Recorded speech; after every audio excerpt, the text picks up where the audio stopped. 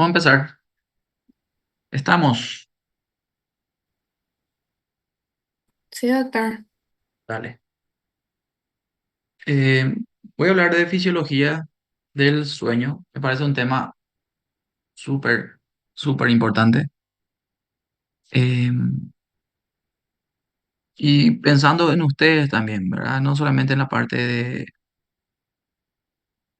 académica, sino parte de la salud de ustedes mismos, ¿verdad? Tienen que pensar mucho en lo que es la importancia del sueño después de esta clase. Si alguien no le da esa importancia, o creo que después de esta clase le va a dar la debida importancia, ¿sí?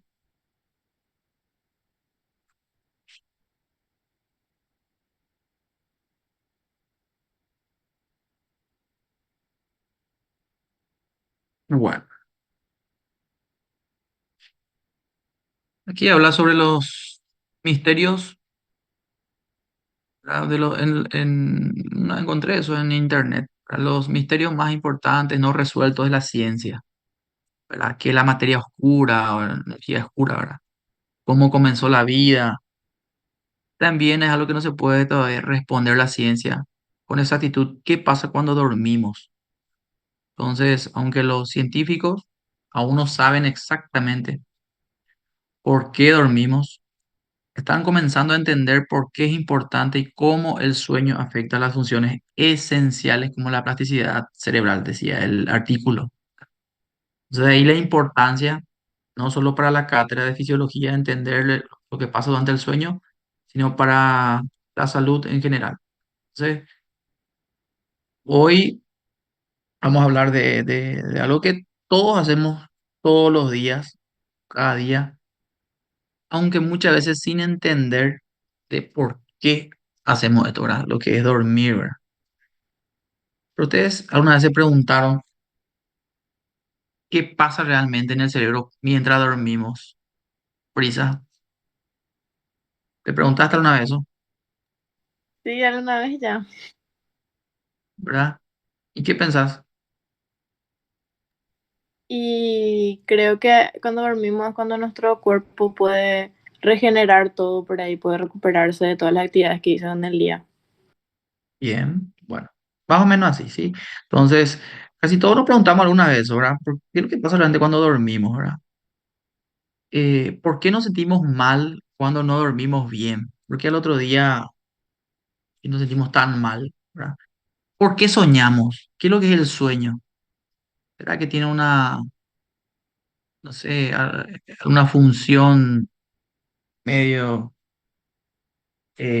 trascendente? Nos avisan de algo que va a pasar, qué sé yo. Podemos entrar en cosas raras ahí, ¿verdad? Dormir no es solo descansar, Brisa.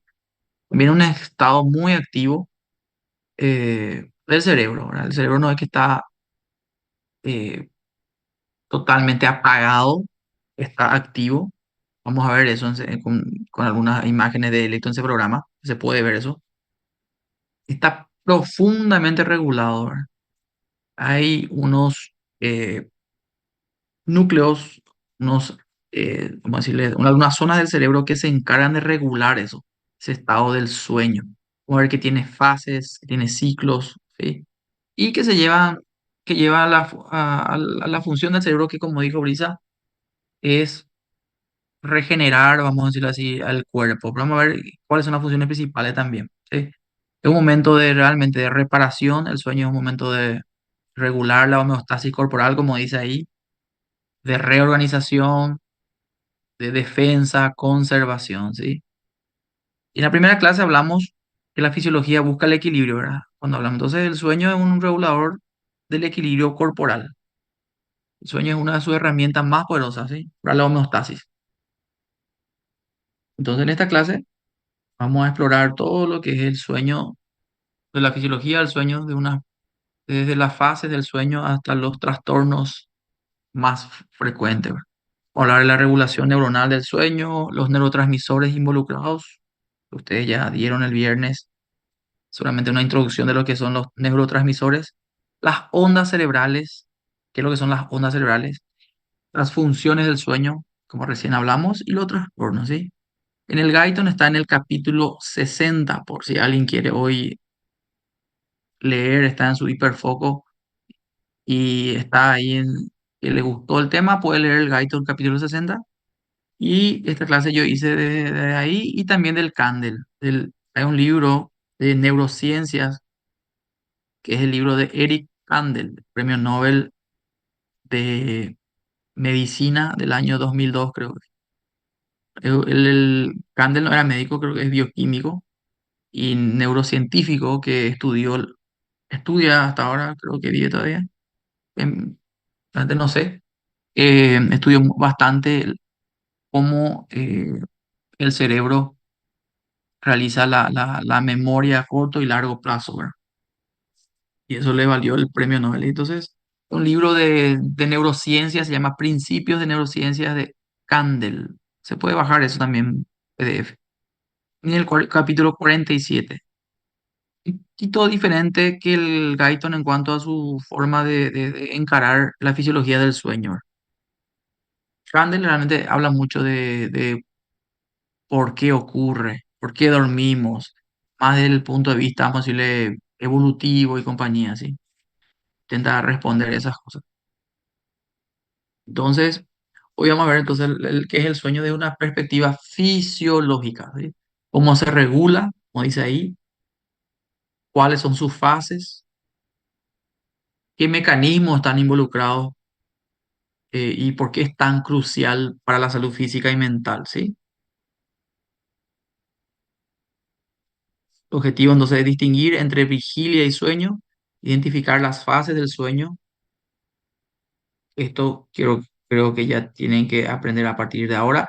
REM y no REM son las fases del sueño. Vamos a explicar enseguida qué significa eso. ¿Cuáles son los mecanismos y las funciones? Bueno, primer punto, ¿verdad?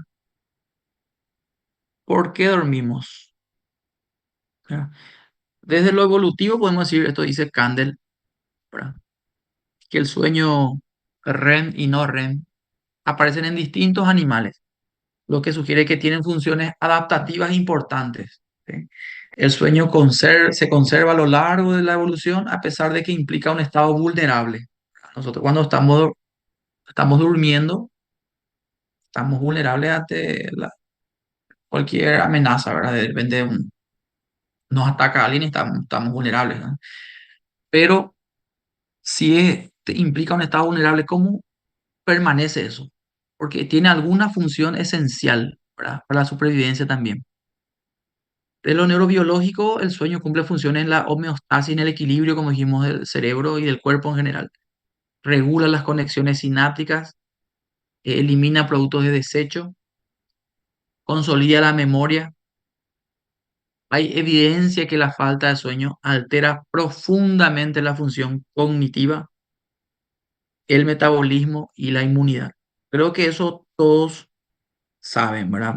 Siempre se está hablando bastante en los últimos años a través de las redes sociales y sobre lo importante que es dormir bien, ¿verdad? De ahí que tenemos ahora seguramente más de uno tendrá un smartwatch ahora que también mide las fases de sueño y compañía, ¿sí? Desde la neurociencia comparada, se menciona que diferentes especies duermen de distintas formas, pero todas las hacen, ¿sí? Por ejemplo, sabemos que los delfines y los tiburones duermen en la mitad de su cerebro se desconecta mientras la otra está despierto, ¿no? Que tienen que mantener para poder respirar, ¿sí? Esto refuerza la idea de que el sueño cumple funciones fundamentales y universales. Todos los animales duermen, ¿sí? Kandel dice que el sueño no es simplemente un estado de inactividad, no es que se apaga el cerebro, es un proceso activo. Es la segunda vez que repito el término, ahora es un proceso activo de restauración y organización del cerebro. Bueno, pero antes de entrar profundamente en el tema en sí, repasemos lo que estuvimos hablando la semana pasada y también lo que ya ustedes hablaron también con el profe Edgar. ¿Qué es la neurona? La neurona sabemos que es la célula nerviosa, la unidad funcional del sistema nervioso. Y las neuronas se comunican entre sí, y eso se llama sinapsis, que es la comunicación entre dos neuronas o más neuronas, ¿verdad? Se comunican de dos formas. Tenemos sinapsis que son eléctricas, que es la menos frecuente, y la sinapsis química, que es a través de neurotransmisores. Esos neurotransmisores se liberan en la sinapsis. Aquí, ven ahí los neurotransmisores, y actúan sobre unos receptores que están en la, la terminación del axón, ¿verdad? Estos neurotransmisores podrían ser excitadores como el glutamato o inhibidores, ¿verdad? El GABA, por ejemplo, es un potente inhibidor, ¿verdad? La dopamina depende de los receptores en cual se acopla, puede ser excitador o inhibidor. La serotonina, la acetilcolina son todos otros neurotransmisores, ¿verdad? Entonces estos neurotransmisores se liberan en el espacio sináptico, se une a su receptor y de acuerdo al receptor hace su función, ¿verdad? Excitatoria o inhibitoria. Entonces el efecto del neurotransmisor depende del receptor. Las neuronas se clasifican de diferentes formas, ¿verdad? De acuerdo a su función, de acuerdo, por ejemplo, al tipo de neurotransmisor que libera, se dice neurona GABAérgica, porque libera GABA, glutamatérgica, libera glutamato, dopaminérgica, y así, de acuerdo a lo que libera. También la neurona se puede clasificar de acuerdo a su forma, ¿verdad? En unipolar, bipolar, ¿verdad? De acuerdo a su función sensitiva, aferente o motora eferente o interneurona, ¿sí? Esto me imagino que dieron con el profe. Y vamos a ir siempre repitiendo. A mí me gusta siempre ir de lo básico hacia lo más complejo.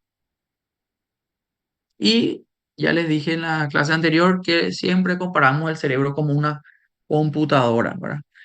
Piensen que siempre así, que el cerebro es como una computadora y para funcionar bien necesita, por ejemplo, energía, ¿verdad?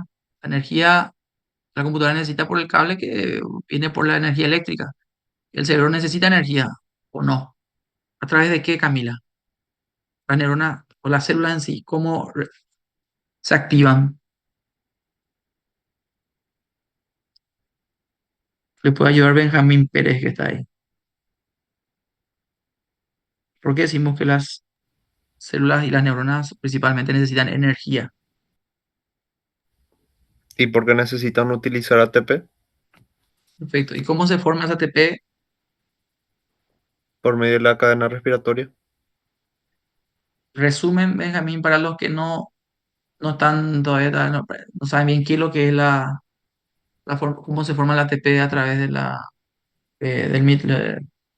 bueno, no quiero decir todo cómo se forma, pero ¿qué utiliza? ¿Qué sustrato?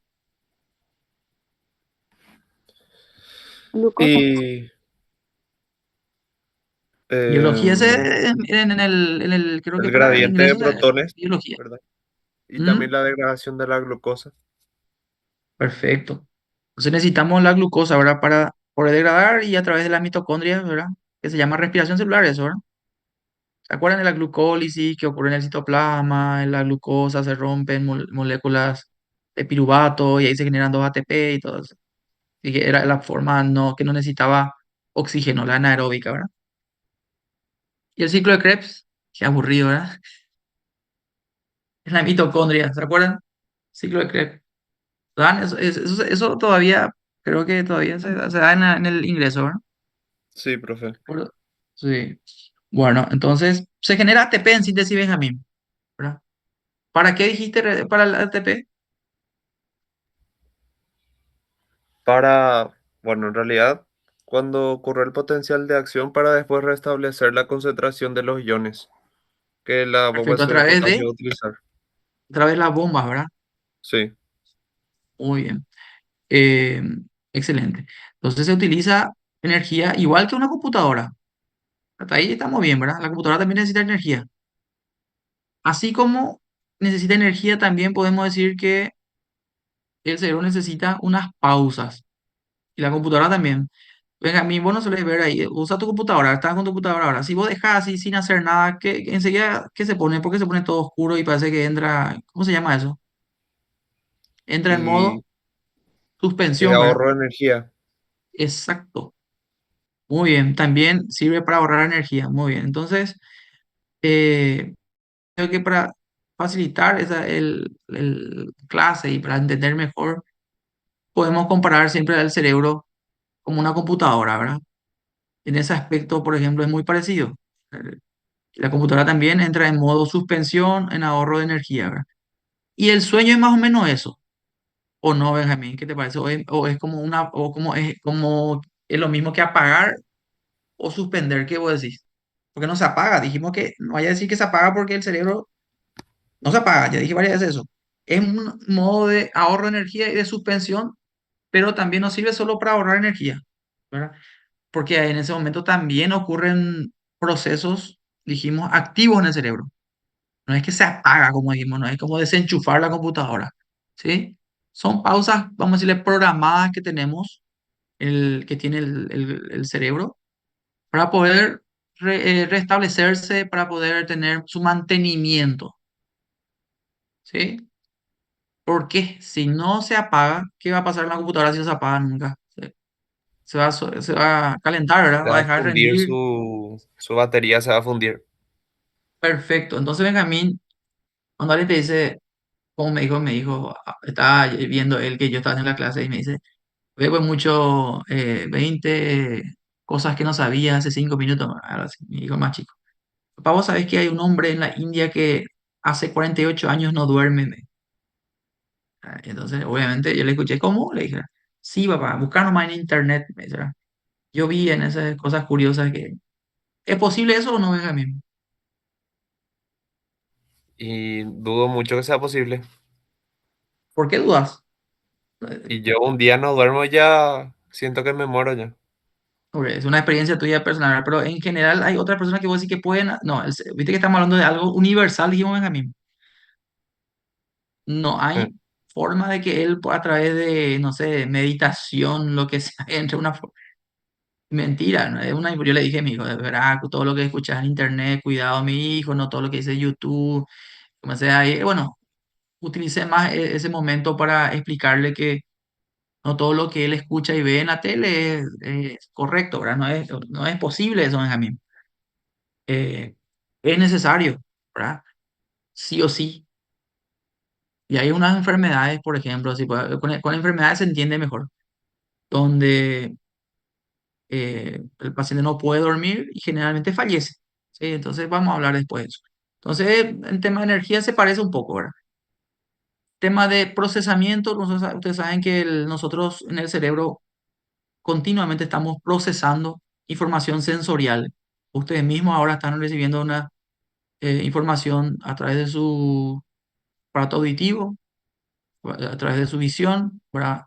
Eso entra al cerebro, se procesa, tenemos pensamientos, estamos pensando, ¿será lo que está diciendo el profe es real o no? Voy a buscar por internet sobre esa persona que no duerme hace 48 años, qué sé yo.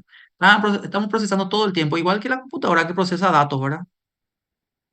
Eh, y con eso nosotros vamos memorizando cosas, tenemos recuerdos a partir de hoy, probablemente ustedes van a recordar si le interesa la clase por mucho más tiempo, si no le interesa, como le dije, depende de la motivación de la frase, por ejemplo, sueño REN, sueño no REN y compañía, ¿verdad?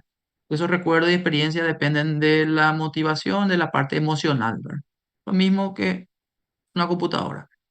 No la parte emocional, sino digo que también vos le podés meter información a tu computadora, ¿verdad? Como un software, por ejemplo. Ok, repasando de lo básico a lo complejo. El canal por donde viaja la información, a esto se le llama sinapsis. Sería comparando con la computadora con una red, la red, ¿verdad? La red del cerebro. Dijimos que la sinapsis más frecuente es la química, a través de neurotransmisores, ¿sí? Los neurotransmisores serían como los comandos químicos del cerebro, sería el mensaje, ¿sí? Es la información que se transmite a través de estos neurotransmisores que se unen a, como dijimos recién, a su receptor, ¿sí? Diferentes tipos de neurotransmisores. Benjamín, ¿sobre qué transmisores hablaron la vez pasada, el viernes? Eh, ¿Hablaron en particular o hablaron en general? ¿Qué aprendiste vos de esa general fue, clase? general ¿Y qué también aprendiste? de que los neurotransmisores no necesariamente son el que va a causar el estímulo que va a inhibir o activar algo, sino que depende mucho de los receptores. Muy Eso es bien, lo como que dijimos recién. Bueno, principalmente se me sí, quedó. muy bien. Aquí está el receptor, Benjamín, rojo y también hay un receptor azul, de la misma dopamina, por ejemplo. Entonces, como dijiste recién, depende del receptor la acción, ¿sí? Puede ser inhibitoria o excitadora. Esto es lo que se utiliza, esta información voy a utilizar también para la farmacología. Cuando utilizaba un fármaco, Benjamín, que te, te da sueño, o es un aléptico, o un medicamento que vos estás usando para un dolor neuropático, mediante actúan sobre receptores produciendo una inhibición. Por eso te da sueño y se inhibe la acción, ¿verdad? O tomas un medicamento para mejorar la atención, lo que hace es es excitador, ¿verdad? Por ejemplo, una lisdexanfetamina o un metilfenidato, ¿verdad? Que se usa para el trastorno de déficit de atención, por ejemplo, ¿verdad? Entonces, o tomas un café, la cafeína actúa sobre neurotransmisores que son excitadores, ¿sí? Y es excitatorio porque también ya dieron probablemente esa vez que entra aquí en la membrana, la neurona, para que sea excitatoria, Benjamín. ¿Qué ion? Sodio, Muy bien. ¿Y si es inhibitoria? cloro, creo. Muy bien. Muy bien, está bien, perfecto. Entonces, el cerebro dijimos que es una computadora que también necesita apagarse, pero de forma inteligente. O sea, no es apagarse, es modo suspensión, dijimos, ¿verdad, Benjamín? Modo suspensión, como dice ahí. Sí, el Sí, sueño es profe. eso. El sueño es como poner la computadora en modo suspensión. La actividad disminuye, obviamente, pero sigue funcionando en segundo plano. Se puede reactivar fácilmente con un estímulo, ¿sí? Por eso no es un estado de coma. Benjamín, no voy a decir, estar en coma es como estar durmiendo, dicen algunos. Claro que no. El estado de coma, una persona eh, entra en coma mm, o por medicación o porque tiene alguna enfermedad, medicación porque se va a operar, qué sé yo. El paciente no reacciona ante un estímulo. Justamente el estado de coma es una falta de respuesta ante estímulos sensoriales, ¿verdad? Es el estado de coma. El estado de sueño, si vos le haces un ruido fuerte o le estimulás con un dolor a la persona, se despierta, ¿sí? Esa es la diferencia entre sueño y coma, ¿verdad? Entonces, como Candel dice, el sueño es un estado activo del cerebro que no es una simple desconexión. Es cíclico, ocurre todos los días, es reversible, pues no es un estado de coma. Nos despertamos, aquí nos quedamos dormidos todo el tiempo. Y se caracteriza el sueño por unos patrones eléctricos específicos de electroencefalograma. Voy a ver si mañana puedo llevar mi equipo de electroencefalograma y vamos a hacer un electroencefalograma ahí a alguien, a un alumno ahí, mañana en el presencial. El sueño A no es mí, un simple estado. Sí, podemos hacerte Benjamín, ya está ya. De inactividad, sino un proceso activo de restauración y organización del cerebro. Es cíclico, acuérdense de eso, el sueño es reversible, ¿sí? Y tiene unos patrones específicos de electroencefalograma. Bueno, ahí punto y hago un paréntesis. Benjamín, ¿vos usas tu celular, tenés tu smartwatch o no? ¿O tenés ahí tu Garmin o tu... no tengo smartwatch, teléfono no. Bueno, bueno. Pero hay gente, vos conocés, ¿verdad? Que se mide su actividad de sueño con su aparatito, ¿verdad? Con su reloj. Algún compañero seguramente. Sí, mira acá. ¿Puede ser eso posible o no es tan posible eso que dice el smartwatch que dice que fase N1, N2, N3? No es tanto así, Benjamín, ¿verdad? ¿Por qué? Porque los patrones eléctricos del sueño, para caracterizar bien, depende del electroencefalograma. Y el reloj inteligente este no mide la actividad eléctrica del cerebro en forma indirecta. No es que tampoco está todo mal, ¿verdad? En forma indirecta a través del pulso, de la frecuencia cardíaca, porque la frecuencia cardíaca en ciertos estados de sueño no REM comienza a bajar, ¿verdad? O a través de la temperatura, compañía, el patrón del teléfono, del reloj detecta y supone que estamos en un estado de sueño profundo o REM o no, ¿verdad? Entonces, pero no puede ser catalogado como exacto eso, ¿sí? Entonces no es exacto el aparatito el smartwatch para, para medir el sueño en forma, digamos así, interesante. Entonces, los estados del cerebro que tenemos son el estado de vigilia, ¿verdad? Estado activo, estamos percibiendo lo que pasa en el entorno, estamos viendo la computadora, escuchando, viendo los slides y tenemos una respuesta voluntaria, ¿verdad? Podemos, si queremos, mover el brazo, mirar a donde queremos, escuchar lo que queremos escuchar. Y en la vigilia tenemos generalmente el patrón de ondas cerebrales es unas ondas beta, así que lo que es beta. Eh, las ondas, vamos a mostrar enseguida, se clasifican también de acuerdo a la frecuencia que tiene, ¿sí? La frecuencia de 13 a 30 Hz, decimos ondas que entran en una frecuencia beta, ¿sí? Suelen ser de baja amplitud y de alta frecuencia. Es rápido. Para nosotros después más de 13 es una alta frecuencia, ¿sí? Hay una elevada actividad de algunos núcleos que nos activan, como el locus ceruleus. ¿Quién sabe qué libera el locus ceruleus? Rápidamente, sin mirar el chat GPT o el celular. Nadie. Bueno, si no me iba a decir rápido ya. ¿No? Adrenalina, doctor. Víctor, Noradrenalina. muy bien, Víctor. Noradrenalina. Núcleo tuberomamilar es un núcleo que libera histamina, ¿verdad? Muy importante para mantenernos activos, ¿sí? El sistema reticulador ascendente, SARA. ¿Se acuerdan que hablamos la vez pasada de eso? El núcleo tuberomamilar está en el, ¿dónde está? ¿Quién sabe? Por ahí, neuroanatomía. Núcleo tuberomamilar. ¿Dónde está Víctor? No es Víctor, es Víctor. Dale, Víctor. Núcleo tuberomamilar. ¿Dónde está eso? Poné en tu celular. Núcleo tuberomamilar. Ese nunca escuché, doctor. Investiga y enseguida decime, ya sé, decime. Y vas a decir, bueno, pero es todo tan cerca ahí. Locus cerúleo está donde? En el tronco, ¿verdad?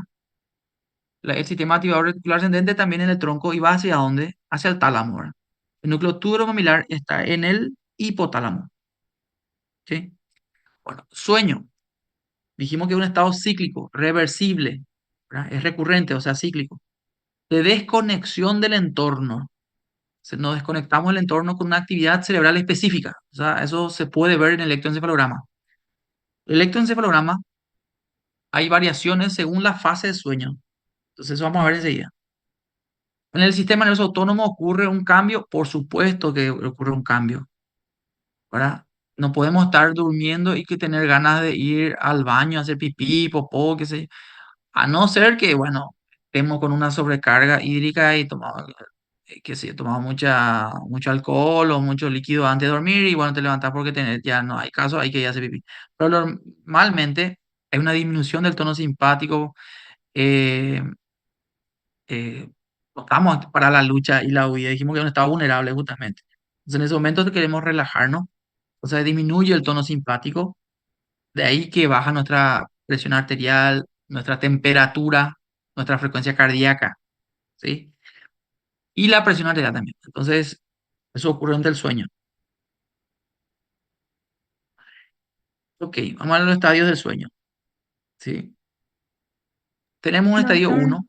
Dime, antes de que pases nomás, dime, cuando Sara. tenemos espasmos, ¿es porque baja demasiado la presión arterial o no?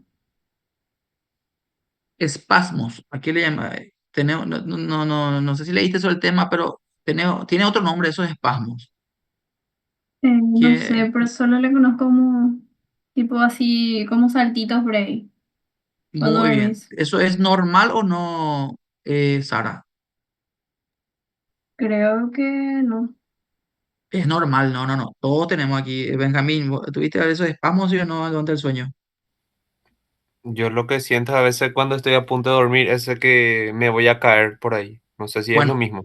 eso está hablando, sí, de eso está hablando Sara. Dice, eso se llama, anoten ahí para que ya sepan de estos términos, mioclonía del sueño.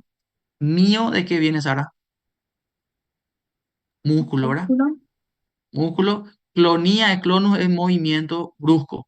Entonces, mioclonía del sueño o sacudidas hipnagógicas se le llama, Sara, esto. Mioclonías del sueño o sacudidas hipnagógicas, de hipnótico del sueño. Mioclonía del sueño se le llama, son esas contracciones musculares que dice Sara, que son breves y son involuntarias. Y eso ocurre principalmente, Sara, cuando estamos a punto de quedarnos dormidos. Generalmente en la fase N1, que es aquí, mira, el estadio 1. En este estadio, donde las ondas se vuelven un poquito más lentas, nos vamos desconectando del entorno. Y voy a explicarte enseguida eso a qué se debe, ¿sí? En ese estadio 1 de sueño, estas ondas, ¿se acuerdan que en la vigilia qué tipo de ondas había? Beta. Acuérdense, beta. Bueno, que era mayor a ¿cuántos hertz? Mayor a 13 más, ¿sí? 13 a 30 hertz decía, ¿sí? Ese estadio beta, nosotros comenzamos a entrar en un estadio teta. Primero alfa, que es, primeramente alfa es el anterior al beta, que es más o menos entre 8 y 12 hertz, cuando estamos relajados con ojos cerrados. Si, por ejemplo, ustedes ahora cierran sus ojos, se relajan con ojos cerrados, sin dormir, ojos cerrados, relajados, las ondas beta cambian a ondas tipo alfa, ¿sí? Luego empiezan a tener sueño, el famoso piracutú, tan sonolientos, las ondas empiezan a ser más lentas y se vuelve ondas teta, que es una onda más o menos entre 5 y 7 Hz, ¿sí? Bueno, y ahí pueden, algunos, si se está durmiendo, entra en fase 1 de sueño. N1 se llama, porque enseguida les voy a explicar qué es lo que es la N y van a hablar, vamos a hablar de N1, N2, N3, N1, N2, N3. Y eso ocurre en personas sanas que entramos hacemos esa mioclonía, ¡pum! Ese movimiento, esa sacudida, Sara, que se siente como una sacudida repentina de las piernas, de los brazos o de todo el cuerpo, ¿sí? A veces le despierta a la persona. O las sensaciones que, como dijo Benjamín, que parece que te estás cayendo a un vacío, ¿sí? ¿Se entiende eso? ¿Por qué ocurre? ¿Verdad? No se sabe bien, Sara. La respuesta a eso es, por eso dijimos que está entre los misterios, ¿verdad?, de la ciencia, el tema del sueño, pero cada vez se conoce más. Pero la mioclonía se supone que se cree que, ¿verdad?, el cerebro interpreta erróneamente que esa relajación de los músculos que está ocurriendo es como una caída. Entonces, hay una descarga motora repentina desde el tronco para que no te caigas, ¿verdad? El cerebro interpreta mal, ¿sí? ¿Y qué hace que favorezca esta mala interpretación? ¿Qué piensan ustedes que hace que una persona, por ejemplo, te dice, yo tengo pacientes que alguno consulta conmigo y me viene porque demasiado tengo esa sacudida y ya sé que es normal, pero en mi caso ya es demasiado, me despierta. Sara, si vos estás muy estresada, vas a empezar a tener más mioclonías del sueño. El estrés, la fatiga, el exceso de cafeína, o hacemos ejercicio en forma intensa antes de dormir, vamos a tener más mioclonías del sueño. ¿Entiendes? ¿Es peligroso, Sara, esto? No, no es peligroso. Son benignas, no es que esto me va a requerir un tratamiento medicamentoso. Entonces, eh, tranqui en ese aspecto. El estadio 2 de sueño, vemos que las ondas cerebrales ya son más lentas aún y aparecen estas ondas raras acá, esta y esta, por ejemplo. Este grupo de ondas que vienen como de mayor frecuencia, aquí está lenteciendo el cerebro, pero de repente hace como una sacudida acá, esta parte de las ondas cerebrales. A esto se llama usos del sueño, ¿sí? Uso del sueño ya aparece en el estadio 2, no REM. Bueno, le explico. N viene de no REM. REM, ¿quién sabe qué significa REM? Son siglas de que acá está el sueño REM, dice. ¿Qué es REM? Algo sobre movimiento ocular, creo. Muy bien, Mario. Pero en inglés está Rapid Eye Movement, ¿verdad? More sería en Mario en español. Así que se usa más la sigla en inglés, pero se van a ver también chileno en otro libro, qué sé yo, dice more. Movimientos oculares rápidos, Mario. Cuando vos estás durmiendo profundamente, estás en sueño REM, tus ojos se mueven. los lados. ¿Por qué? Porque dijimos que ahí el cerebro, vamos a hablar de qué pasa en el REM, y soñamos durante el estadio, acá miren acá en el fondo, acá que está en verde, el sueño REM, ahí no es no REM, ahí es REM, ahí es donde soñamos, ¿sí? Y los otros tres estadios previos se llaman no REM, no more, ¿verdad? No hay movimiento ocular rápido, y esos estadios no REM dividimos en tres fases, N1, N2 y N3, ¿sí? El que más se está hablando ahora y la gente está obsesionada con su smartwatch en tener un estadio importante de N3, porque se habla mucho de los beneficios del N3, es porque aquí donde el cuerpo realmente se restaura. Se vio que esto es mucho más frecuente en las primeras horas de sueño, donde hacemos más estadio N3, ¿verdad? Y cuando estamos en la segunda etapa del sueño, más o menos a las 4 de la mañana en adelante, donde hacemos más estadio REM, donde empezamos a soñar más, ¿sí? No REM se clasifica en N1, N2, N3. Y el REM que está acá. Y vamos a ver enseguida de las características de eso. No REM, donde no hay movimientos rápidos de los ojos. En el N1 tenemos entonces una transición de vigilia y sueño. Tenemos ondas teta, que va de 4 a 7 Hz. Eso se puede ver por electroencefalograma. En el N2, el sueño ya es ligero. Aparecen los usos del sueño y los complejos K. Complejos K es este. Uso de sueño es este. Complejo K es este. Y tenemos ondas tipo teta, ¿verdad? Que es parecido al de N1, 4 a 7 Hz, pero aparecen estos usos, ¿verdad? Dijimos que son estas ondas aquí, rápidas. Y el complejo K. ¿Sí? El N3, ahí donde es más grande porque está más lentificado. Ese es el verdadero sueño profundo. O también se le llama sueño de ondas lentas. Sueño profundo o de ondas lentas, N3, son ondas delta. Las deltas son ondas que tienen una frecuencia menor a 4 Hz. Son de alta amplitud, son grandes, amplitud aumentada, pero muy lentos, menos de 4 Hz, ¿sí? Entonces, repitiendo, N1, transición de las ondas teta. N2, sueño ligero, empiezan los usos del sueño a aparecer. N3, sueño profundo, ondas delta, ¿sí?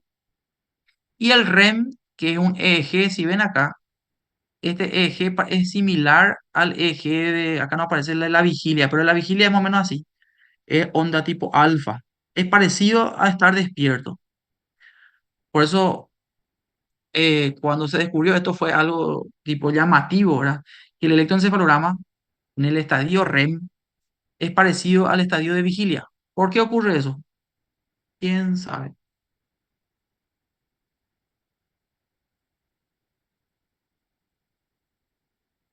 ¿Quién puede decirme por qué el estado REM es similar a la vigilia? Ahí díselo, es que es similar a la vigilia.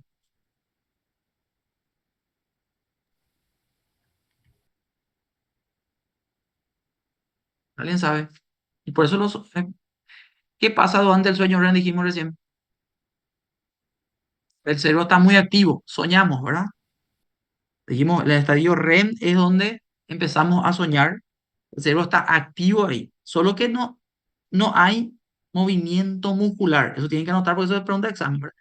Hay atonía muscular. Los músculos están sin contracción muscular. Estamos con atonía. Paréntesis. Siempre que dice A y privativo de algo, ¿verdad? Atonía, no hay tono muscular. Y tenemos los sueños, ¿verdad? Vívidos. Empezamos a soñar, hay que nos persiguen, que famosos, no sé, que están corriendo, y alguien les persigue que parece que no pueden correr. El eje, por eso se vuelve similar a la vigilia, porque hay actividad cerebral donde hay recuerdos de lo que nos pasó en el día, ¿sí? Eh, está procesando emociones, Sara, ¿verdad? Ahí está, ¿sabes? Pensando, soñando en el amiguito, amiguita, ¿verdad? Entonces, consolidando memoria, fue espectacular la clase de fisiología del sueño, entonces tu cerebro empieza a, qué espectacular, y comienza a consolidar la memoria durante el estado REM. En el REM es donde se consolida la memoria, ¿sí? Y todo eso, consolidación de la memoria, procesar emociones, generar sueños, ¿verdad? A nivel de la corteza se genera una activación parecida a la vigilia, solo que sin respuesta motora por la atonía muscular. Mario, ¿qué pasa si yo durante ese estado comienzo a moverme mucho?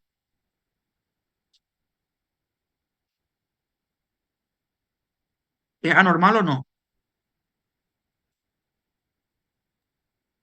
Creo que es normal. ¿Eh? ¿O es algo normal que puede pasar por el estrés? ¿O qué pensás? Si una persona empieza a soñar y comienza a vivir su sueño, comienza a moverse,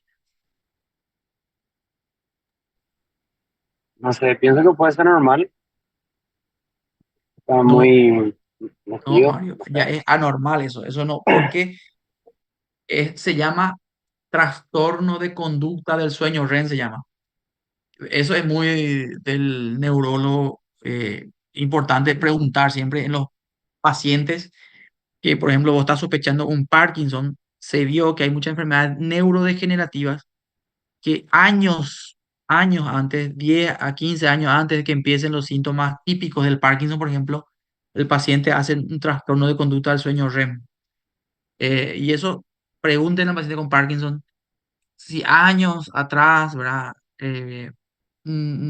Su pareja no se quejaba de que él le golpeaba, se caía de la cama, que estaba, que se movía mucho mientras dormía, ¿sí? En el trastorno del sueño REM, la persona actúa físicamente sus sueños, ¿verdad?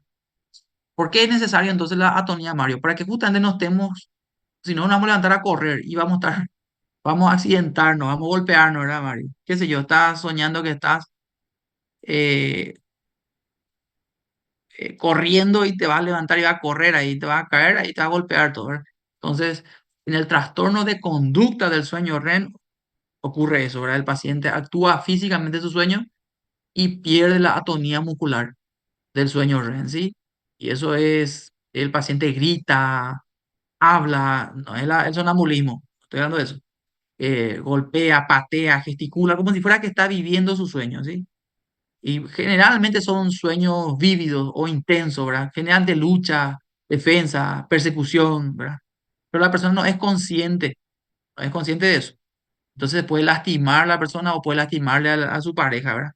Esto es muy importante y más común en pacientes mayores de 50 años que a largo plazo pueden presentar una enfermedad. O sea, ya empezó la enfermedad, realmente ya empezó la enfermedad y está afectando las vías de sueño, pero todavía no tiene todos los signos típicos de la enfermedad tipo de Parkinson o demencia de cuerpo leve y también que es muy frecuente ver, o la atrofia de múltiples sistemas que suelen tener esa característica del trastorno del sueño REM, ¿sí? ¿Y cómo se puede ver ese trastorno del sueño REM? Con un estudio que se llama polisomnografía. Voy a mostrar eso.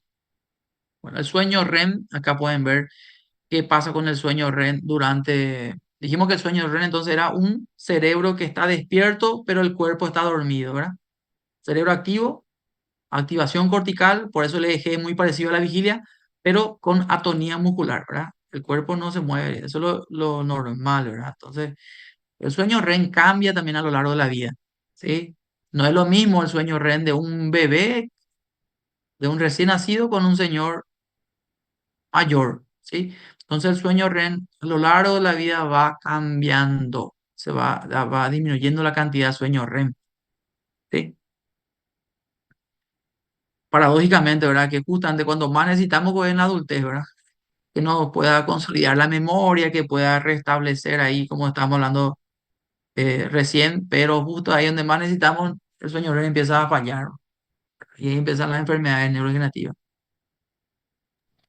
Doctor, ¿cuál es la diferencia de ese trastorno que mencionaste con ser sonámbulo? El sonambulismo es otro tipo de parasomnia, ¿sí? Enseguida, Brisa, voy a tocar ese tema porque vamos a entrar ahí enseguida, ¿sí? De los trastornos más comunes, como dije. No sé si alguna vez, Brisa, leíste, escuchaste hablar de lo que es la modulación, la parálisis del sueño. Vamos a hablar también de eso. Muy interesante, parálisis del sueño. ¿Sí? ¿A alguien ya le pasó? Bueno, después vamos a hablar de la parálisis del sueño también. Interesante también. El famoso te despertás, se activó tu cerebro, la parte corteza, pero el sistema motor no todavía no se activa.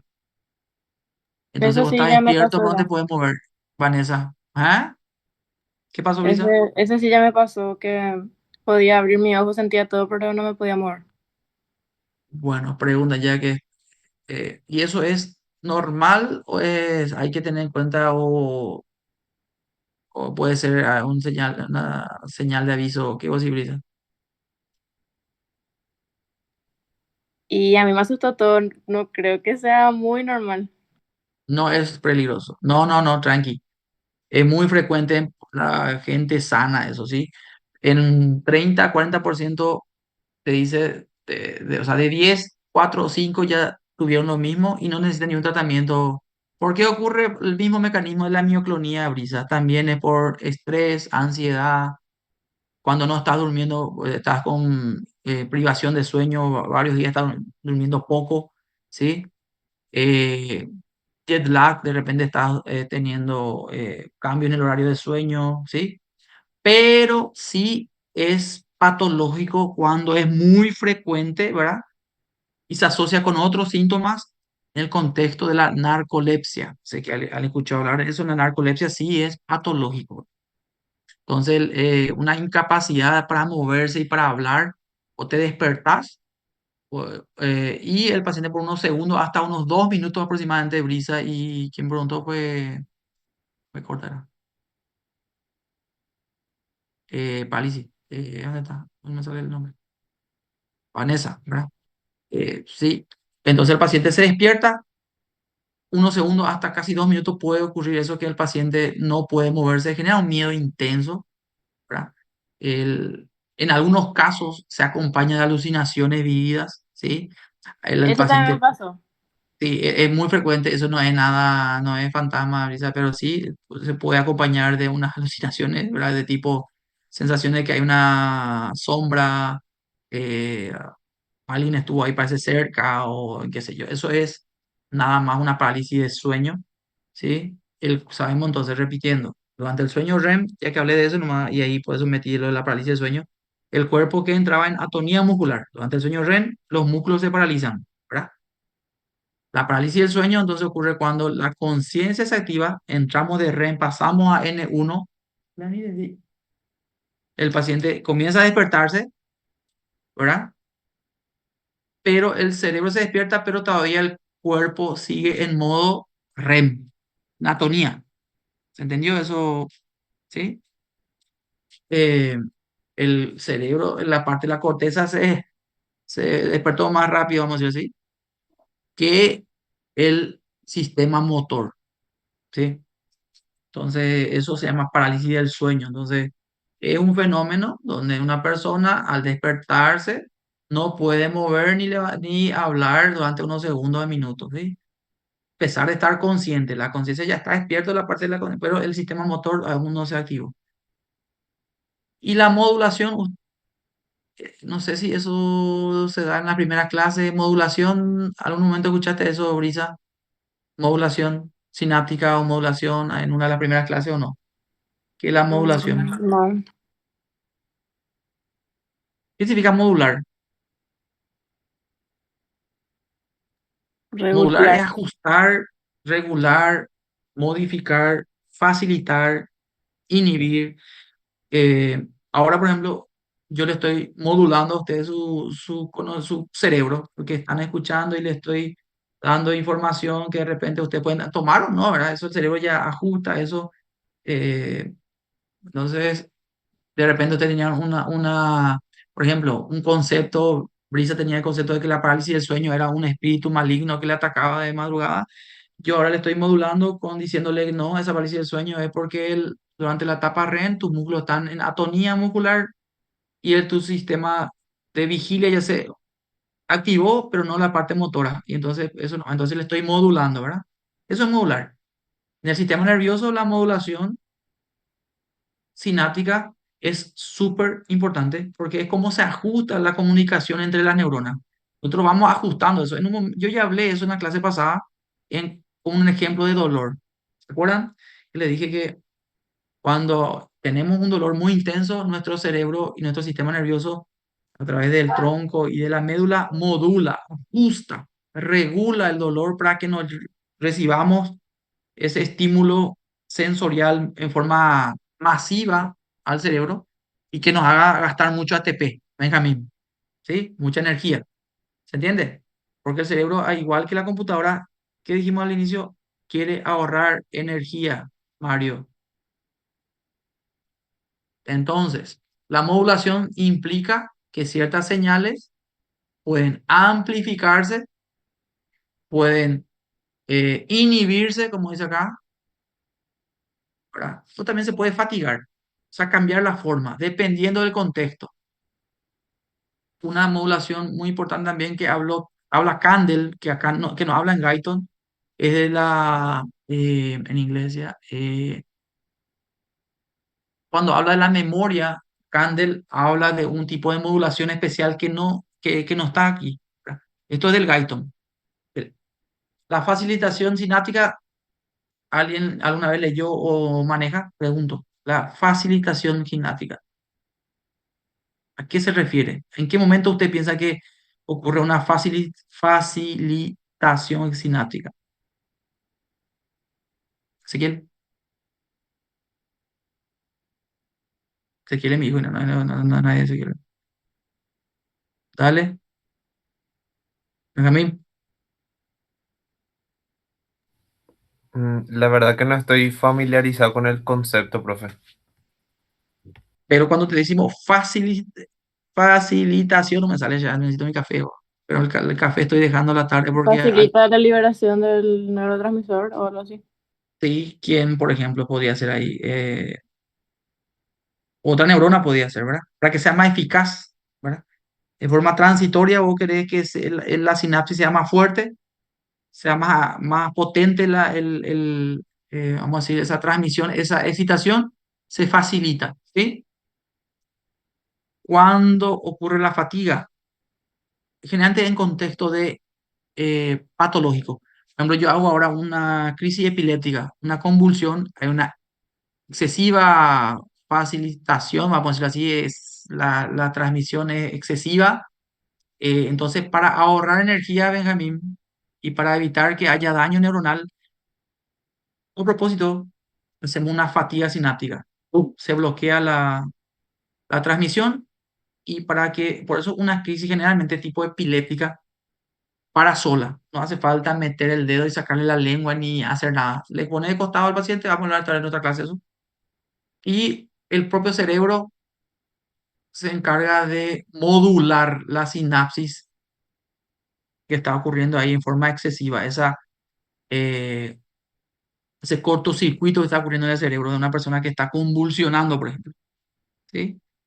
Entonces, facilitación sináptica cuando dos neuronas, ¿verdad?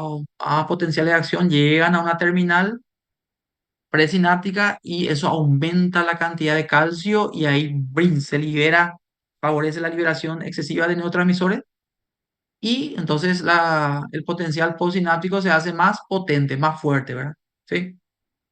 Generalmente ahí tiene que ver el calcio. El calcio entonces es el que eh, aumenta mucho en la neurona presináptica. Eso hace que se libere muchos neurotransmisores y eso entonces une a su receptor y ocurre la sinapsis. Y la inhibición presináptica es lo contrario. Ahí lo que entra generalmente una tercera neurona. Vamos a decirle que sean dos neuronas que se quieren facilitar o el dolor, por ejemplo, se está activando acá el dolor, boom, boom, boom, estas dos neuronas, y una tercera neurona le inhibe, ¿sí? Para que ya se pueda modular, para que el dolor no sea tan intenso. Nosotros generalmente utilizamos este mecanismo en la médula, ¿sí? Si alguien ahora pisa algo y se corta el pie, obviamente el dolor es un mecanismo de defensa. Tiene que llegar esa información rápida al cerebro a través de unos sensores de dolor, llega al cerebro, pero después ya el cerebro dice, ya pillé que ya quité mi pie de ahí, de ese vidrio, ¿verdad? Entonces ahí entra la médula con una interneurona generalmente es, que inhibe para que se pueda modular esa sinapsis, ¿sí? Para ajustar esa comunicación, ¿verdad? Y que no nos duela tanto. ¿Se entendió eso, verdad? ¿Sí o no? Sí, Bueno, se potencia la sinapsis, acá se cansa y acá se inhibe. Eso está bueno, ¿sí? Importante en circuitos de aprendizaje, como dije, ustedes ahora si están leyendo un tema, ahora, qué sé yo, Brisa dice, me interesó el tema de neurotransmisores, empieza a leer neurotransmisores, neurotransmisores. ¿Qué está ocurriendo, Brisa, en tu cerebro? ¿Se está? ¿Qué ocurre si está leyendo un tema full? Ahí va a raíz de empezar a leer Guyton, la aumenta parte la de... información en mi cerebro. Sí, Facilita eso. pero... Y eso, ok, la sinapsis al facilitarse empieza a ocurrir una memoria, ¿verdad?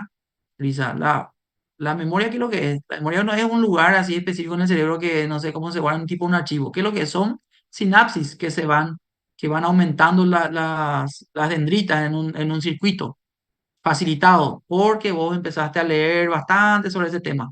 Eso es la memoria. Esa parte habla mucho el Candel, ¿verdad? En el aprendizaje de memoria principalmente habla como cuando hacemos una actividad de forma repetitiva. Bueno, Benjamín dice, quiero aprender a jugar ajedrez. Empieza ahí a practicar, a practicar, a practicar. Está facilitando la sinapsis ahí y después va a volverse más un experto en eso, ¿verdad? Eso hacemos nosotros cuando estamos estudiando, facilitando la sinapsis y haciendo que sea más fuerte esa sinapsis. O sea, se forman más redes, más dendritas y guanía. ¿Se entiende esa parte? Ok. Que entre en eso, porque también en el sueño ocurre. En el sueño hay una modulación, por supuesto. El cerebro dijimos que no se apaga, sino que está en pausa, ¿verdad? Se regula activamente y entonces hay núcleos que se van modulando. Hay núcleos que están facilitados durante el Charge sueño y otros complete. están inhibidos durante el sueño. Algunos se silencian, otros se encienden. ¿Se entiende eso? Sí. Entonces, vamos a hablar ahora qué núcleos se activan y qué núcleos se silencian. ¿Sí? Y ahí entra el tema del núcleo tuberomamilar que hablamos hace rato, el locus ceruleus, por ejemplo, ahí Benjamín, si se acuerda más o menos de neuroanatomía y qué sé yo, de la parte de el simpático y parasimpático, va a decir, bueno, el locus ceruleus va a estar activo o silenciado durante el sueño, quién sabe. La noradrenalina, Benjamín, ¿va a estar silenciado o va a estar activo? ¿Se tiene que liberar noradrenalina durante el sueño, sí o no? Y no, doctor. No, muy bien. Dijimos que el sistema simpático, eso ustedes ya dieron, no me imagino, o no. Nunca dieron a hablar la función del sistema simpático y parasimpático, pregunto, Sí, a grandes rasgos. a grandes rasgos. Bueno, sistema simpático es, dijimos, alerta, ¿verdad? Vigilia. Yo ahora estoy en el sistema simpático probablemente activado, pues estoy hablando, estoy entendiendo lo que voy a decir, qué sé yo. Durante el sueño, la parte motora y la parte, dijimos, del corazón que ocurre, disminuye esa función simpática. La función simpática, ¿cuál es un neurotransmisor esencial? La adrenalina y la noradrenalina. Entonces, los núcleos que favorecen la activación de neuronas que liberan noradrenalina y adrenalina están silenciados, Benjamín. Porque no, dijimos que tenemos que estar en atonía muscular.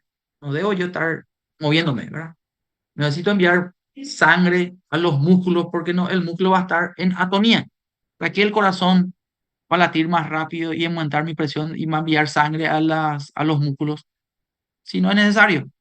Eso es la modulación, ¿sí? Eso es la modulación sináptica del sueño. Hay una regulación, ¿sí? Eso, eh, existe unos mecanismos de modulación sináptica entonces que permiten ajustar la intensidad y la eficacia de la sinapsis. Ocurre esto. Algunos núcleos se facilitan. Ejemplo, los núcleos que se encargan de apagar al locus ceruleus, ¿verdad? Alguien le tiene que decir al locus ceruleus, Che, apagate porque, silenciate porque vos estás liberando noradrenalina y no queremos dormir. Esos núcleos le piden al locus cerúleo que se apague, se facilitan entre ellos. ¿Sí? Eso es la modulación. ¿Sí? Entonces, todo esto, esta modulación depende del ritmo circadiano. ¿Sí? El ritmo circadiano, ¿qué es, Mario? Ritmo circadiano. Eh, ¿Alguna vez escuchaste ustedes escucharon hablar una vez del ritmo circadiano, sí o no? Frisa, Sí, sí, ya llegué a escuchar. ¿qué es? Es el reloj biológico, ¿verdad? Sí, que atrás así tipo de la luz, ahí se manda la señal de que tipo es de día, algo así. Sí, perfecto. Entonces es un reloj biológico interno que tenemos, ¿verdad?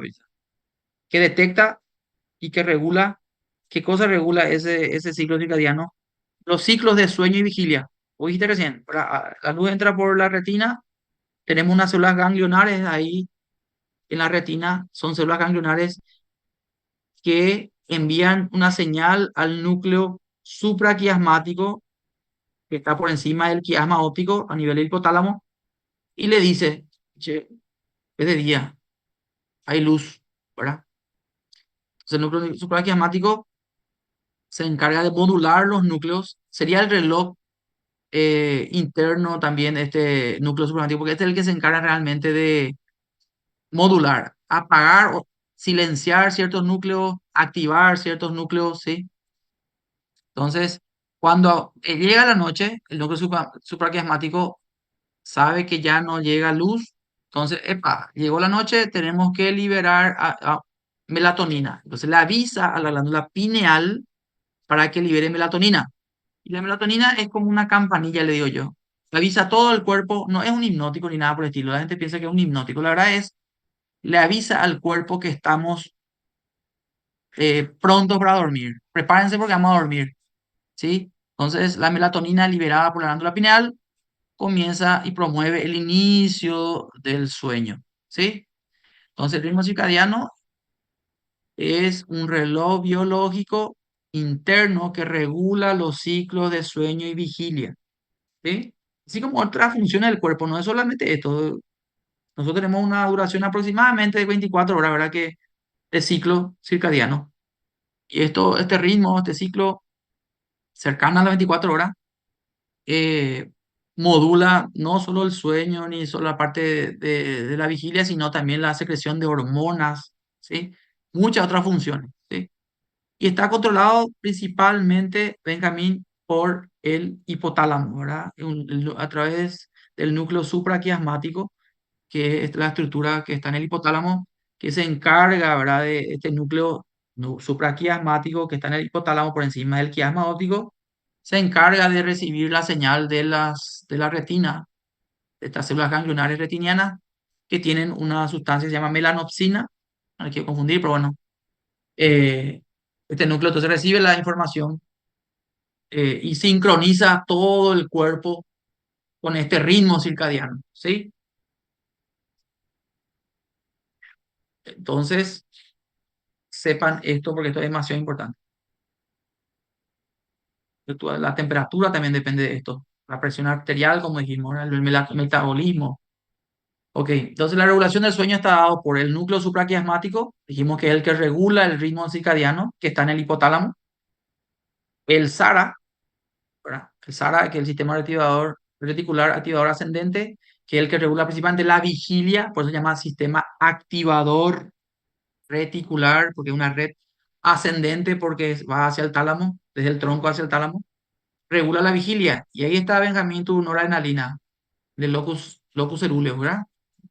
Noradrenalina, histamina, como les dije, y ahí alguien me puede decir, con razón los antihistamínicos, Stephanie, te dan sueño, ¿sí? Ah, ya apliqué eso de los fantasmas de la parálisis, Sara, creo que ya apliqué eso, ¿verdad? Eh, los antihistamínicos, Stephanie, ¿quién tiene rinitis alérgica? El 10% de la población Yo tengo. en Paraguay Yo, tiene rinitis alérgica. ¿Quién digo yo? Benja, Venga, yo también, y no sé quién más. Probablemente la mitad de la clase tiene rinitis alérgica.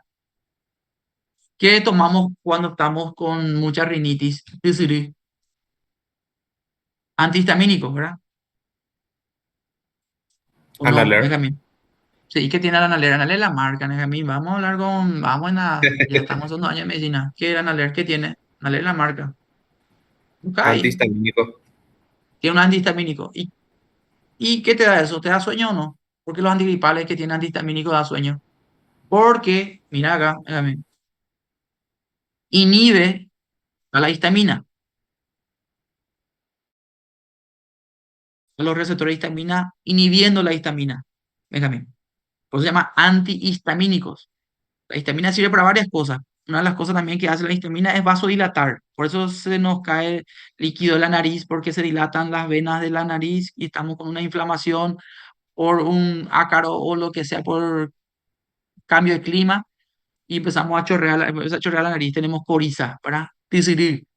Y la histamina, cuando vos bloqueas, hay vasoconstricción. Entonces dejas de tener coriza. Pero la histamina también se bloquea en el... ¿Dónde? ¿Qué liberaba la histamina? La primera, al comienzo dije, ¿en qué núcleo principalmente, Benjamín? Busca eso ahora, vos, investigame, se libera histamina. Eso vos estás bloqueando con tu antihistamínico, con tu Analer, y por eso tenés sueño, porque vos le estás bloqueando a un neurotransmisor que te mantiene despierto, que es la histamina. Luego está la acetilcolina, ACH, sepan, eso es acetilcolina, y la serotonina. Ahora entra un núcleo importante acá. Aquí ya entramos, núcleo importante, el VLPO. Dice, Stephanie pregunta, ¿venta libre de melatonina? No hay problema, Stephanie, para mí. ¿Eso por qué? La melatonina no es un medicamento peligroso en sí. Obviamente debe recetar un médico, no puede usar más así, pero no es igual que una benzodiazepina. No, estamos hablando de clonazepam y alprazolam que sí requiere receta médica por el riesgo de la adicción. Melatonina no da adicción. La melatonina, como dije, más que un hipnótico, es para mí un regulador, es un... Estás tomando algo que le dice a tu cuerpo, bueno, vamos a empezar el proceso de silenciar núcleos y de activar núcleos del sueño, como el BLPO, para poder dormir, ¿sí? El BLPO, Stephanie, la melatonina, por ejemplo, se encarga de avisarle al núcleo que se llama BLPO, que es preóptico ventrolateral, ¿sí?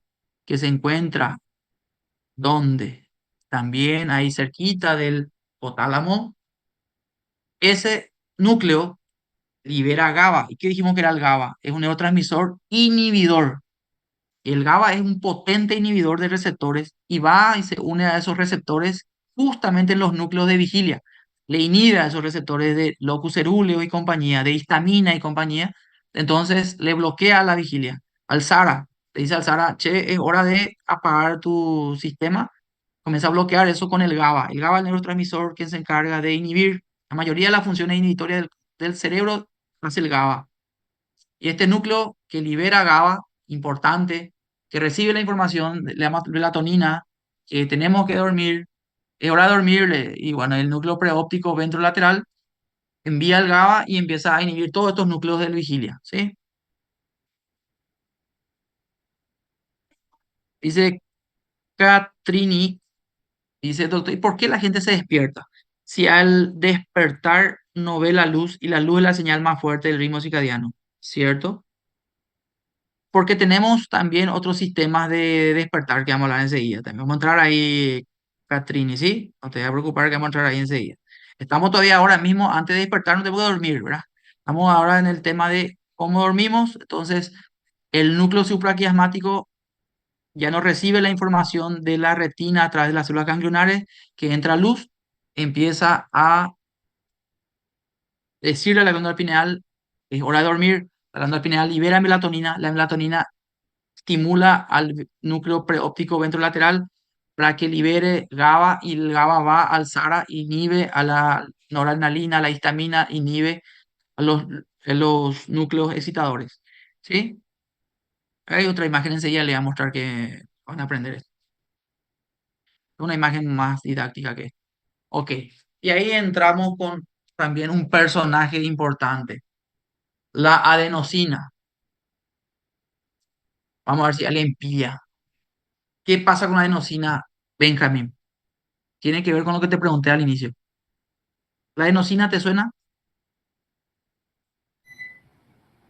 Eh, sí, ¿Qué es? me suena. ¿Sale ocupado? No, no, decime, ¿y de dónde sale la adenosina? ¿Qué es? ¿Un neurotransmisor? ¿Un producto de desecho? ¿Qué es lo que es la adenosina? Y yo sé que participa en la formación del ATP, si es adenosina trifosfato. ¿Sí? ¿Y después qué más? Está ahí, caliente, como dice, caliente, caliente. La adenosina es un producto también de desecho cuando Mm. se utiliza ATP, ¿verdad? Y sí, Si, adenosina se, trifosfato. si, si hay mucha adenosina bifosfato es porque se usó mucho ATP, ¿verdad? Usamos mucha energía celular. Ese activo, bueno, ahí ven, si hay mucha adenosina, este es como una bomba ahí, ¿verdad? De adenosina, y está ahí el último, está ya recontra cargado de adenosina, es porque es hora de entrar en modo suspensión, ¿sí? Es lo que dije hace rato, igual que la computadora. El, el sueño ocurre, enseguida vamos a hablar después de por qué no despertamos, pero ahora estamos en modo sueño, porque hay un aumento en la concentración de adenosina, ¿sí? La adenosina aumenta ¿por qué? Porque se utilizó mucho ATP. Quiere decir que el cuerpo se cansó, por eso tiene que haber una fatiga. ¿Qué es lo que pasó eh, en la pandemia? ¿Quién sabe por qué tanta gente tenía problemas para dormir? Vamos a ver si alguien me puede explicar qué piensa que pasó en la pandemia. Por Porque más que, o casi, sea, ¿sí? Dime. porque casi no se realizaban actividades físicas o tipo ir al trabajo y esas cosas. O sea, Sara está diciendo que no se gastó mucho ATP, así como siempre se gasta, ¿verdad? Cierto, Sara. Así mismo es. Pero alguien puede decir, Benjamín te dice, vean a Sara, todos igual trabajaban desde su casa, estaban haciendo home office, pero no es lo mismo, Benjamín, te diré yo. Vos cuando estás en tu casa no estás en modo trabajo, no es lo mismo que cuando te estás moviendo, yendo a tu trabajo, agarrando el bus, cuando tu vehículo está ahí. Ahí sí hay una mayor cantidad de concentración de adenosina, Sara, cuando vos realmente te fatigas. Por eso si vos estás acostado mucho tiempo, muchas horas durante el día, después de noche no puedes dormir, porque tu carga de adenosina no es importante, entonces no puede activar los núcleos que promueven el sueño, ¿sí? Entonces la adenosina es una molécula, no es un neurotransmisor, la verdad, es una molécula neuromoduladora que se acumula en el cerebro mientras estamos despiertos y se encarga de promover el sueño, ¿sí? Así es que si no usas mucho ATP porque estás güey, no leíste, no hiciste nada, no hiciste ejercicio, como estás, la adenosina no se va a acumular en el cerebro y no vas a tener sueño, ¿sí?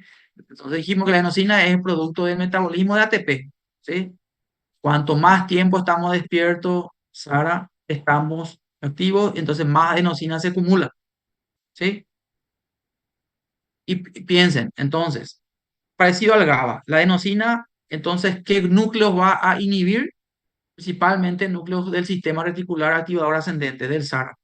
La adenosina va, inhibe en el núcleo, aquí en el tronco, los núcleos cerúleo y compañía, los núcleos activadores, ¿sí? Son núcleos que nos mantienen activos. Entonces, esta adenosina inhibe esos núcleos, ¿sí? ¿Y qué hace más la adenosina? Estimula, por eso es la modulación, hablé hace rato, estimula esos núcleos que nos inducen al sueño, como por ejemplo esto que recién dije, el núcleo preóptico ventrolateral, ¿sí? Este núcleo dijimos que es un núcleo que promueve el sueño, ¿sí? Entonces, este núcleo libera GABA, dijimos que es un potente inhibidor. Entonces, la adenosina más el GABA inhiben a los sistemas activadores, principalmente el SARA. Entonces, cuanto más adenosina hay, más sueño tenemos. ¿Entendió? Y entonces, ¿qué va a pasar, Sara Jiménez, cuando dormimos? ¿Qué pasa con la adenosina?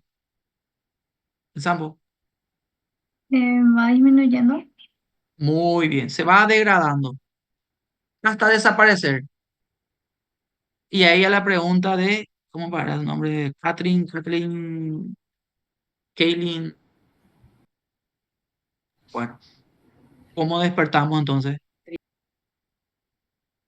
Pamela Ojeda. Habla nomás, no tenés miedo. Hablen si quieren, estamos para eso de fisiología. Te estaba A diciendo entender un nomás poco. que Catrini se dice. ¿Cómo? Catrini. Ah, bueno. Sí. Catrini igual que, bueno, Tormenta, no, Catrini. Bueno, eh, Catrini, ¿estás ahí? Sí, doctor. Pala. Mira, Catrini. La adenosina, para que vos puedas dormir, se acumula en el cuerpo, es un producto de degradación del ATP, que de la energía celular, ¿verdad? Entonces estás mucho tiempo despierta, trabajando, estudiando, haciendo cosas, eh, se va acumulando. Esa concentración aumentada de adenosina en tu cerebro va a empezar a inhibir tus centros que te activan en el SARA, ¿verdad? El sistema activador reticular ascendente que está en el tronco. Al inhibir eso, entonces va a promover el sueño y va a estimular a los núcleos que se encargan de liberar GABA, que va a inhibir otra vez los centros espera que mi hijo acá está muy activo. Espera, ahorita. Ya no va a venir. Entonces, durante el sueño, Catrini, la adenosina va a bajar porque se va a degradar porque ya se va a utilizar todo, ¿sí? Se utiliza también la adenosina, entonces se degrada otra vez la adenosina. Baja, baja, baja, baja, baja, baja. Entonces los receptores que estaban inhibidos, ¿qué va a pasar, Catrini, con estos receptores inhibidos? Se van a despertar otra vez, se van a activar otra vez. Al disminuir la adenosina ya no le va a estimular al núcleo preóptico ventrolateral para que libere GABA, menos adenosina, más activación otra vez de los núcleos activadores, más noradrenalina y ahí empieza y te despertas. Eso no me pasa, Catrini. Ahí no necesitamos, ahí es más un mecanismo homeostático y circadiano que vos lo que preguntaste el circadiano, pero hay un sistema homeostático, o sea, de homeostasis de equilibrio, que depende de unas sustancias químicas en el cuerpo, que una de ellas y la más importante es la adenosina. ¿Sí? ¿Entendió eso, Catrini? Entonces vos te despertás porque tu adenosina disminuye otra vez. Se degrada y entonces los núcleos activadores empiezan otra vez a activarse, vale la redundancia, y empieza a liberar otra vez la sustancia estimuladora, noradrenalina, adrenalina, libera, el corazón empieza a aumentar tu presión arterial, Catrini, empieza a aumentar tu frecuencia cardíaca, envía sangre a los músculos y te empezás a mover a la mañana y te despertás. ¿Entendió? Sí, doctor. ¿Qué pasa con esta adenosina? Y le comento lo que estoy haciendo yo hace 2 semanas, ¿verdad? Con la cafeína, Catrini. La cafeína es un antagonista de los receptores de adenosina. El café, se- la cafeína, que tiene el café, la gaseosa, también Coca-Cola tiene, o Pepsi tiene cafeína, los pre-trein, no sé qué, los que estimuladores tienen cafeína, ojo con eso. Esa cafeína inhibe a los receptores de adenosina. Entonces la adenosina, por más que esté en alta concentración en tu cerebro, Catrini, vos tomaste una taza de café ahí, cafeína fue y bloqueó al receptor de la adenosina. Entonces la adenosina no puede inhibir a estos centros y por eso afecta el sueño. ¿Sí? La cafeína es un antagonista de los receptores de adenosina. ¿Se entendió eso?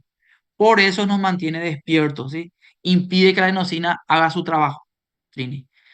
Bueno, ¿qué pasa? Yo dije, bueno, a mí me encanta el café, soy un amante del café. Dije, voy a disminuir mi consumo de café a la tarde porque veo que me afecta mi sueño. 2 semanas hace que no tomo café de tarde, duermo súper bien. Increíblemente, eso no era mi problema. Entonces, si alguien tiene problema de sueño, disminuye su consumo de café. Cafeína. ¿Puede usar descafeinado? Claro que sí. Bueno, en síntesis, de mañana podemos consumir y ahí entra la pregunta. ¿Cuántas horas en el cuerpo se mantiene la cafeína? Pamela Ojeda, ¿cuánto?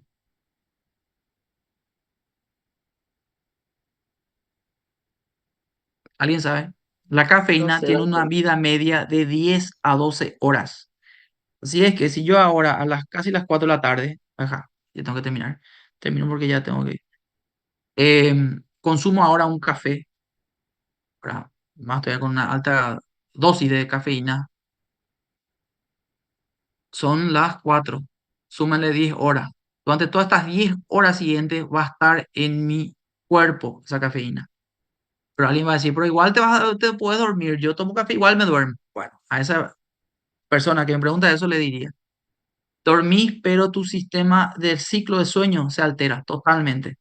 Hay estudios que demuestran que la persona que se duerme, a pesar de tomar café, altera su ciclo de sueño. Ese N1, N2, N3 que vamos a hablar en la siguiente clase mañana sobre los ciclos y cómo ocurre el hipnograma, que es los estadios de sueño, están afectados por la cafeína. Así que el alcohol también afecta el ritmo de sueño.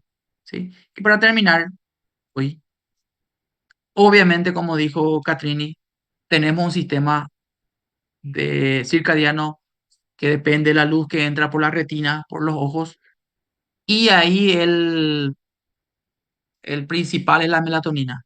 La melatonina que libera la glándula pineal a pedido del núcleo supraquiasmático, que es el que recibe la información de la retina, que si entra o no luz, no, ya no entra luz, el núcleo supraquiasmático le envía una señal a través del glutamato, que es un excitador, excita a las neuronas de la glándula pineal que liberan melatonina, y la melatonina se libera al cuerpo y prepara a todo el organismo para dormir también, ¿sí? Entonces, todo esto es un sistema, o sea, que trabaja en conjunto, o sea, coincide justamente lo que la adenosina está haciendo con la melatonina. ¿Se entendió, Catrini?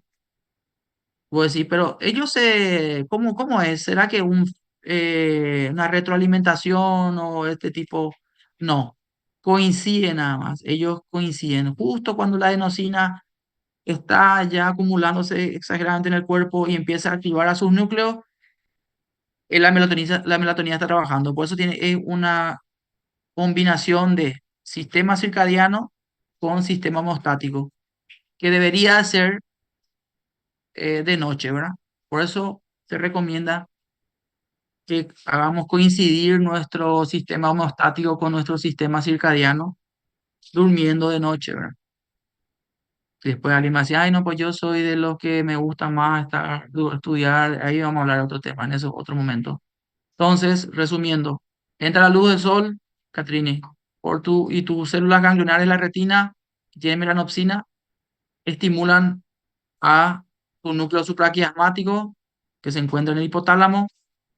Este núcleo, a través del glutamato, que es excitador, durante la noche, ahí en la noche, a que le gustó ese, tac, tac, estimula a la glándula pineal que libera melatonina y la melatonina le estimula a un núcleo que se llama preóptico ventrolateral que libera GABA principalmente, también alanina, pero GABA principalmente, que es un inhibidor potente de quiénes, de los núcleos activadores del SARA, locus coeruleus, rafe dorsal, túbero mamilar, el sistema colinérgico, la orexina también.